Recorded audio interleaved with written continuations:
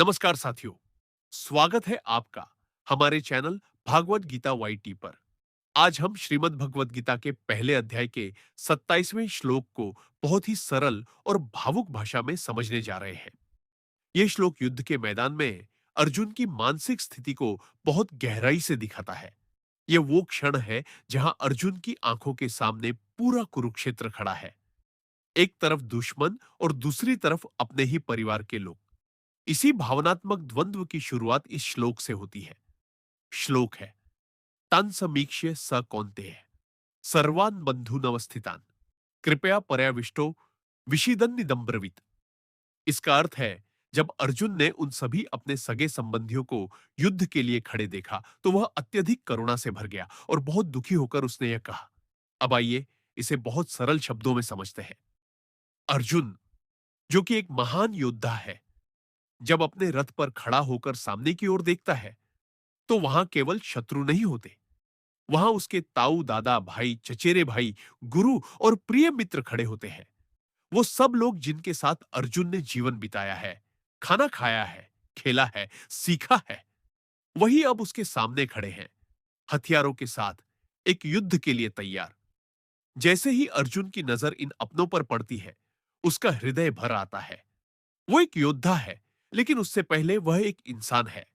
और जब इंसान अपने ही लोगों को, जिनसे प्रेम और स्नेह हो, उन्हें चोट पहुंचाने की स्थिति में आता है, तो मन में स्वाभाविक रूप से दया, करुणा और दुख पैदा होता है। इस श्लोक में कहा गया है, कृपया पर्याविष्ट, यानी अर्जुन पूरी तरह करुणा से भर गया। उसकी भावनाएं अब उसकी रणनीति और सोच पर भारी पड़ने लगी। उसे समझ में ही नहीं आ रहा कि यह युद्ध लड़ना सही है या नहीं। क्या वो अपने ही परिजनों को मार सकता है? क्या किसी भी जीत की कीमत इतनी होनी चाहिए कि उसमें अपने ही लोग खो जाए? यहां एक बहुत गहरा भाव छुपा है। जीवन में जब हम किसी बड़े निर्णय के सामने खड़े होते हैं और वो निर्णय हमारे अपनों को प्रभावित करता है, तब हमारा मन भी इसी प्रकार दुविधा में पड़ जाता है। अर्जुन केवल एक योद्धा नहीं है, वह हर उस इंसान का प्रतीक है जो सही और गलत के बीच, कर्तव्य और भावनाओं के बीच फंसा होता है। यह श्लोक सिर्फ युद्ध की स्थिति नहीं दिखाता, बल्कि यह दर्शाता है कि जब दिल में करुणा होती है, तब इंसान का विवेक हिल जाता है। अर्जुन की यह हालत बहुत मानवीय है। कोई भी संवेदनशील व्यक्ति ऐसे हालात में भावुक हो जाएगा। अब यहां श्री कृष्ण का महत्व और भी बढ़ जाता है, क्योंकि जहां अर्जुन का मन डगमगाने लगा है, वहां से श्री कृष्ण उसे संभालेंगे। लेकिन उससे पहले गीता हमें अर्जुन की मनोदशा दिखा रही है, ताकि जब श्री कृष्ण उसे ज्ञान दे तो हम समझ सकें कि वह ज्ञान किस स्थिति में दिया गया। इस श्लोक में एक और महत्वपूर्ण बात है। अर्जुन ने सिर्फ दुश्मन सेना में ही नहीं, बल्कि अपनी सेना में भी अपने लोग देखे। इसका मतलब है कि युद्ध चाहे किसी से भी हो, उसमें दोनों पक्षों के लोग दुखी होते हैं। कोई भी युद्ध पूरी तरह परायों के बीच नहीं होता। हर लड़ाई किसी ना किसी तरह से अपनों को चोट पहुंचाती है। आज की दुनिया में भी हम यही देखते हैं।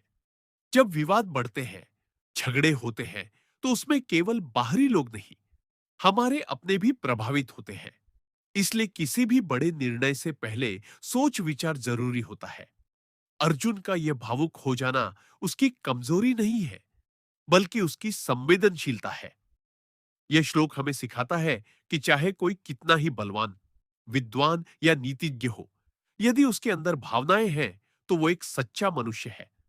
लेकिन साथ ही गीता यह भी सिखाती है कि भावनाओं में बहकर अपने कर्तव्य को नहीं छोड़ना चाहिए। इसलिए आने वाले श्लोकों में श्री कृष्ण अर्जुन को यही सिखाने वाले हैं कि जीवन में संतुलन कैसे बनाया जाए, भावनाओं और कर्तव्य के बीच। तो साथियों, इस श्लोक से हमें यह भी सीख मिलती है कि हर भावनात्मक द्वंद्व एक बड़ी सीख लेकर आता है। अगर हम उसे समझें, तो हम अपने जीवन में सही निर्णय ले सकते हैं।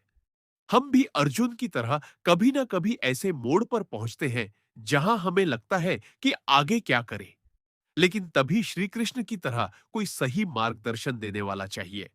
और वही गीता का उद्देश्य है। अर्जुन का यह क्षण हमें अपने अंदर झांकने की प्रेरणा देता है। क्या हम भी भावनाओं में बहकर अपने कर्तव्य से दूर हो जाते हैं? या क्या हम उस संतुलन को सीख सकते हैं जो श्री कृष्ण ने अर्जुन को सिखाया?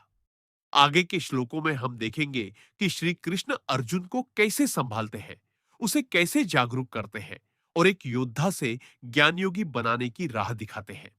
तो दोस्तों, आज के लिए बस इतना ही। अगर आपको यह व्याख्या पसंद आई हो तो वीडियो को लाइक करें, चैनल भगवत गीता वाईटी को सब्सक्राइब करें और अपने विचार हमें कमेंट में जरूर बताएं। शेयर करना ना भूलें ताकि गीता का यह गहरा संदेश ज्यादा से ज्यादा लोगों तक पहुंचे। धन्यवाद। फिर मिलते हैं अगले श्लोक की सरल और गूढ़ व्याख्या के साथ। हरिओम।